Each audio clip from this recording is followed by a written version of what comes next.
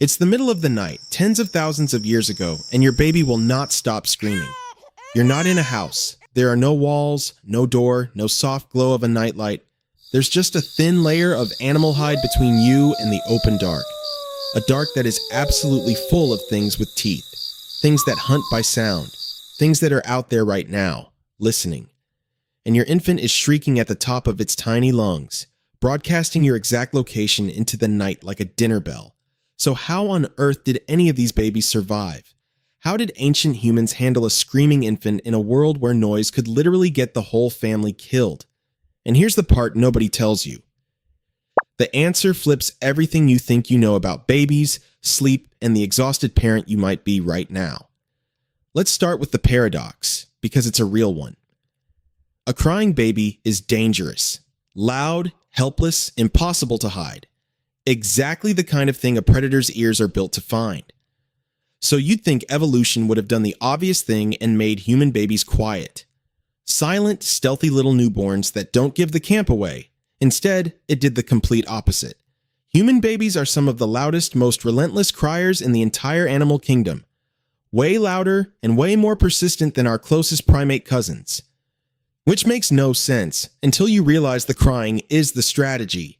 A baby can't walk, can't talk, can't point, can't do a single thing for itself. The cry is its only tool, a blunt, screaming demand that says, "Feed me, hold me, warm me, now." The baby that cried got cared for. The quiet one risked getting overlooked.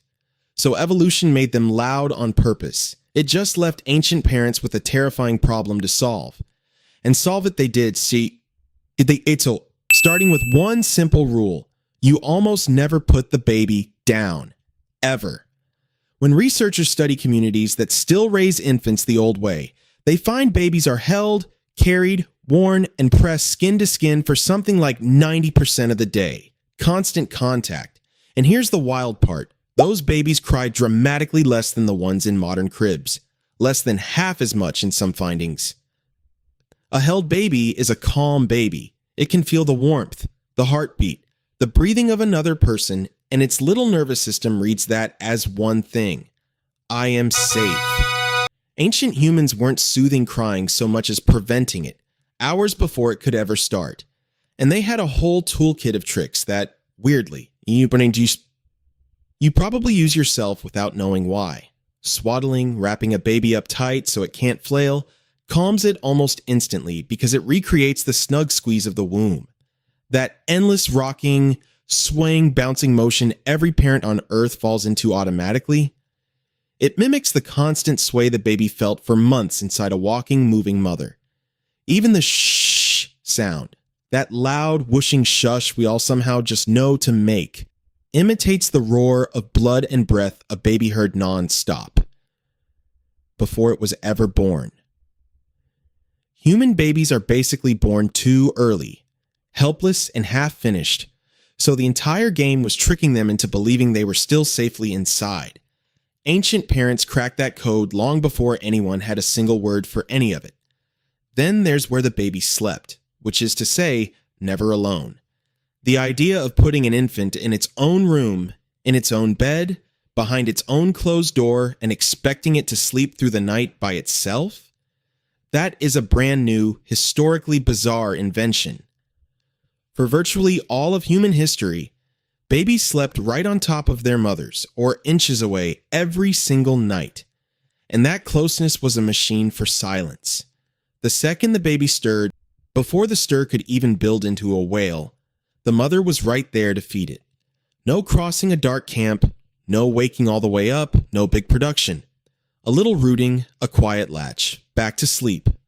Most of the crying we think of as normal baby behavior never got the chance to happen because the need got met before it turned into noise. But here's the thing that really separated them from us. No ancient mother did this alone. You've heard the phrase, "it takes a village." Well, this is literally where it comes from. A baby in those groups didn't have one exhausted caregiver. It had a whole web of them. Grandmothers, aunts, older siblings, other women in the group. Many hands, all sharing the load, all ready to take a turn rocking, caring, or soothing.